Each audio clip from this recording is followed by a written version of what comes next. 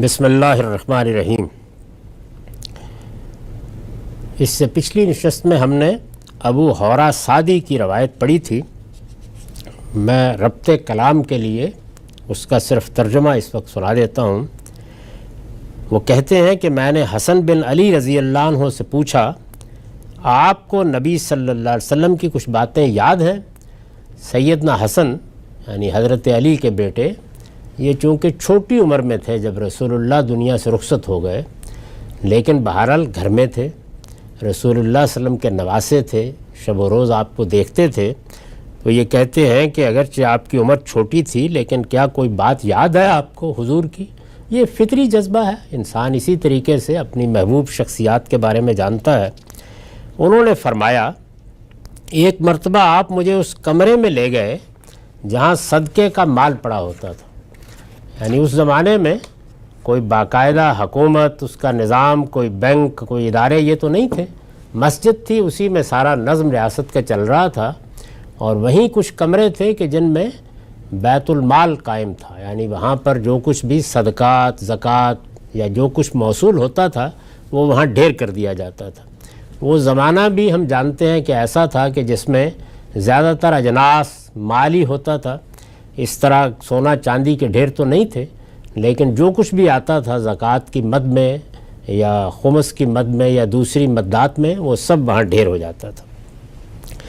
تو یہ کہتے ہیں کہ رسول اللہ جس طریقے سے آپ بچے کو ساتھ لے جاتے ہیں کسی موقع پر، تو اس کمرے میں لے گئے کہ جہاں صدقے کا مال پڑا ہوا تھا۔ یہ صدقے سے کوئی غلط فہمی نہ ہو، یعنی زکوٰۃ کو بھی صدقہ ہی کہا جاتا ہے۔ یہ ہمارے ہاں اصطلاحات الگ الگ ہو گئی ہیں، گویا بیت المال جہاں تھا وہاں لے گئے۔ مجھے اتنا یاد ہے، اب یہ بچے تھے چونکہ، تو مجھے اتنا یاد ہے کہ میں نے صدقے کی ایک کھجور وہاں سے اٹھا کر اپنے منہ میں ڈال لی۔ یعنی جو مال جہاں پڑا ہوا تھا تو وہاں کوئی ایک کھجور، جیسے بچے عام طور پر کر ڈالتے ہیں تجاوز، نبی صلی اللہ علیہ وسلم نے اس پر لگے ہوئے تھوک سمیت اسے باہر نکالا اور پھینک دیا دوسری کھجوروں میں، یعنی اس کی اجازت نہیں مجھے دی۔ ایک شخص نے یہ دیکھا تو کہا، اب کوئی صاحب بھی پاس کھڑے تھے، تو اس نے دیکھا تو کہا اگر یہ ایک کھجور کھا لیتے تو کیا ہو جاتا؟ کہا کہ آخر ایک چھوٹی سا کھجور کا دانہ ہی ہے نا، کیا ہو جاتا؟ نبی صلی اللہ علیہ وسلم نے فرمایا، ہم صدقے کا مال نہیں کھاتے۔ سیدنا حسن کا بیان ہے کہ آپ فرمایا کرتے تھے، ان چیزوں کو چھوڑ کر جو شک پیدا کرتی ہیں بے شبہ چیزیں اختیار کیا کرو، اس لیے کہ سچائی اطمینان اور جھوٹ سراسر تردد اور خلجان ہے۔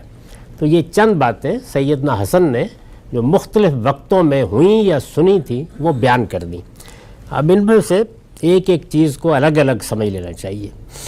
پہلی چیز یہ ہے کہ یہ ایک غلط فہمی پیدا ہو گئی کہ رسول اللہ صلی اللہ علیہ وسلم کے گھر والوں کے لیے یہ مال حرام قرار دیا گیا تھا، یعنی کوئی زکوٰۃ اگر کوئی غریب آدمی ہو تو اس کو نہ دے۔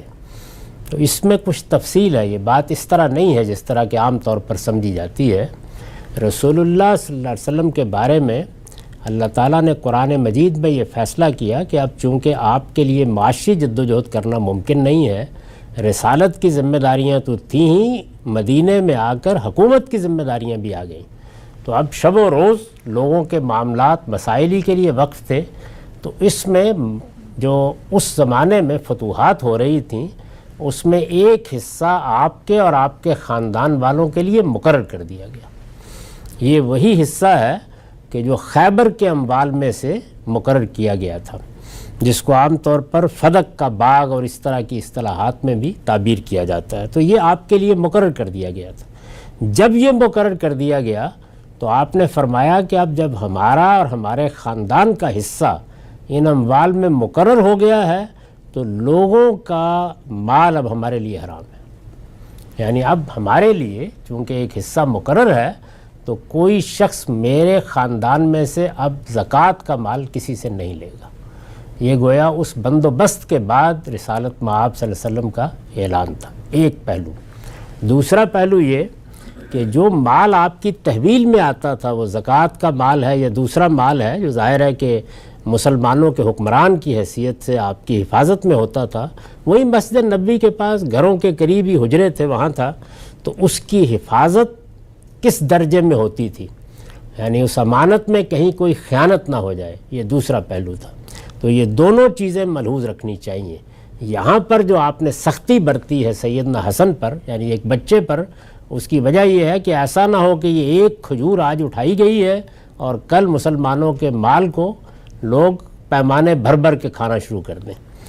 اس لیے کہ صدقے کا مال آپ کے گھر میں امانت کے طور پر رکھا گیا تھا، جس میں کوئی ادنا خیانت بھی آپ کسی طرح گوارا نہیں کر سکتے تھے، تو یہ اس پر آپ نے شدت برتی۔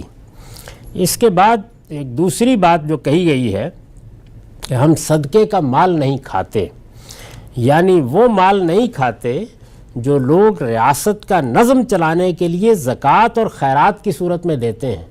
یہ ہمارے پاس امانت ہوتا ہے، ایسا نہیں ہے کہ یہ مال آ جاتا ہے اور اس کے بعد جتنا ہم نے لینا وہ ہم لے لیتے ہیں اور جتنا لوگوں کو دینا وہ عذرائے عنایت دے دیتے ہیں۔